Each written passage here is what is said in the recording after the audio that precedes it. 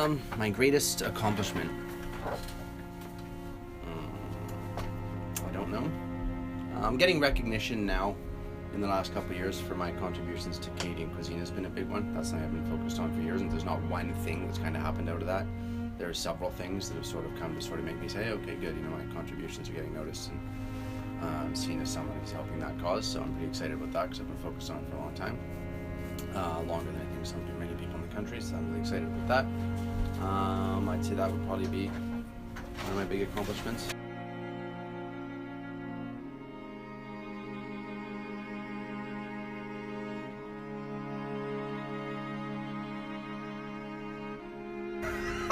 January 26, 1979.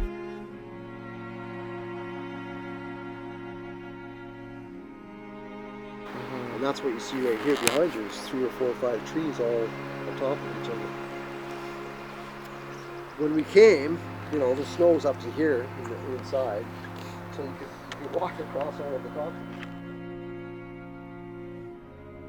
Didn't come from a big culinary background at all in my family at all.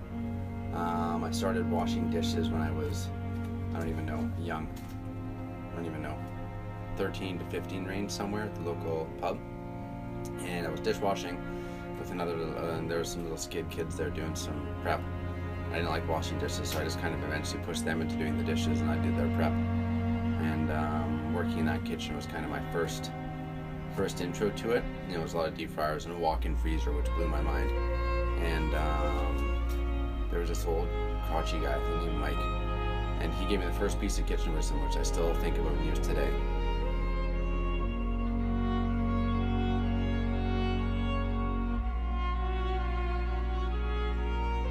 Williams Lake, British Columbia. It's the dead center of BC. It's a former glory logging town and has been evacuated, I think, twice this summer due to forest fires on either side of it.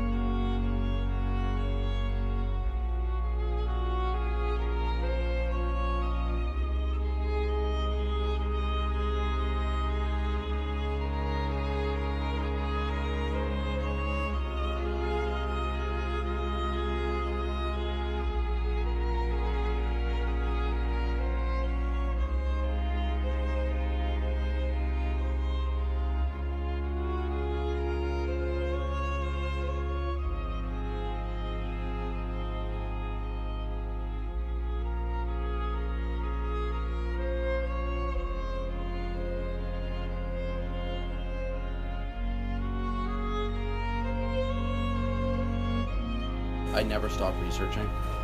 Literally, it's all I do. When I'm not working, I'm at home working. I read books constantly. I just blow through books. All these here, I've read all of those front to back. I read all my books back to back. Read.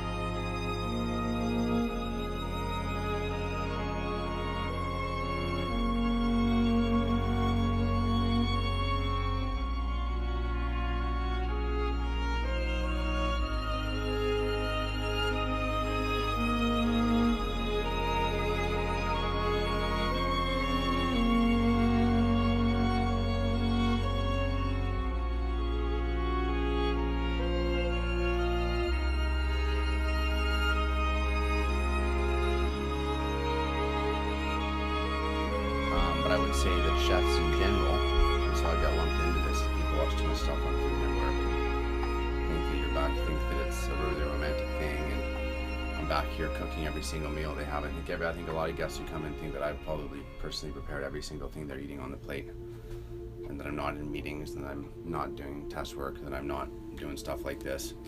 I think I have a lot of romantic ideas about what being a chef is, and that's why Food Network's really popular right now, because these romantic ideas, and why a lot of kids go into school, and why they don't last when they're 1 year out, because it's not true. There is no romance to it. It's hard, shitty work. It's good once you get to a certain spot, and if you enjoy it, it's awesome. If you actually like the work, it's awesome. Like, I couldn't imagine doing anything else. I love this. There's nothing else I could do. But if you're just doing it because you thought it was a cool thing and you saw on TV, it's nothing like you think it is. It's long hours. It's not much pay. It's not much lifestyle. You lose girlfriends if you can even find one in the first place. But it's extremely gratifying, especially if you have a creative mind and you need to get that stuff out. It's pretty instant satisfaction on your creativity. So I take inspiration from a lot of nature and things too, and then kind of ways trying to figure out how I'm going to get it on the plate.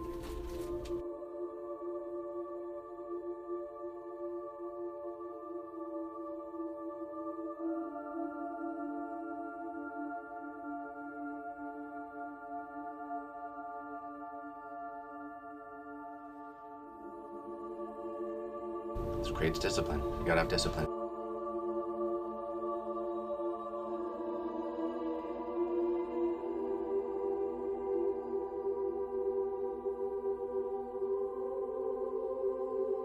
Then when I'm out in the woods too, I have ideas that have been rolling around in my head for years. I'm just waiting because I can't quite put it together, and I'll read a recipe one day and be like, oh crap, there it is. Then I can finally finish that dish.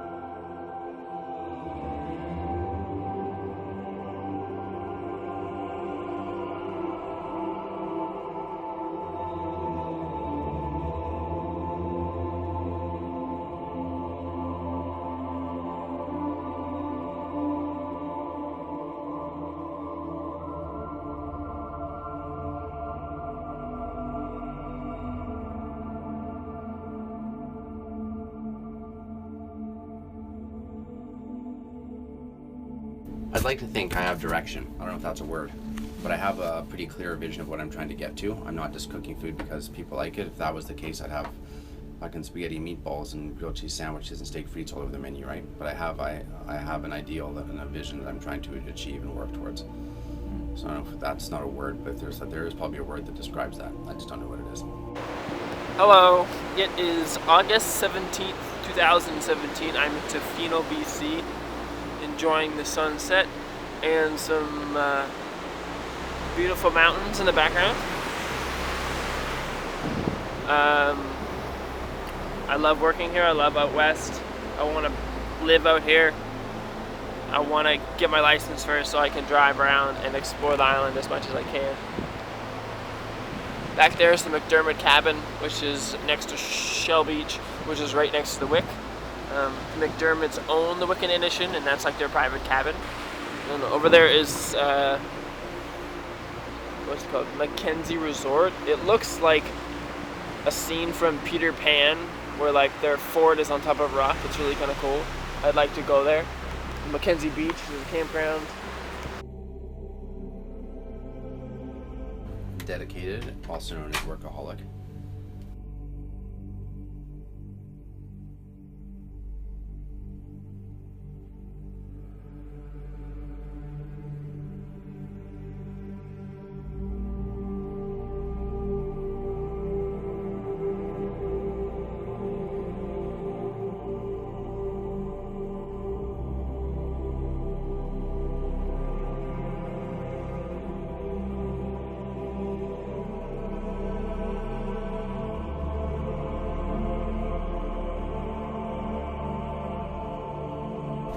You have X amount of time to accomplish whatever you want to do in your life before you're not able to do it, so you should probably do it. If he plays this for you, he has broken and violated my rights, and I will expect to hear about it and take legal action against Chipperella.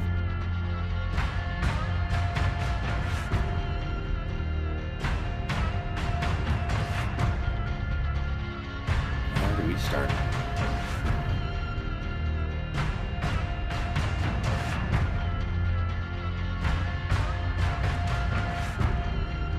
Our kitchen's like a machine, and the communication is the oil that keeps it running smoothly.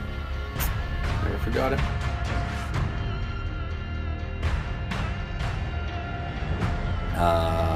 Donkeys with blinders on. They walk into the fridge, they take the last lemon and leave the box in there. Or they walk in to put some things back in their insert and they leave the insert in there. Things like that drive me mental. That drives me absolutely bananas. You know what it is? It's just, I guess just laziness is probably my first and biggest one. I think laziness is a derivative of people who don't have any pride in themselves. I guess prideless people are my biggest pet peeve.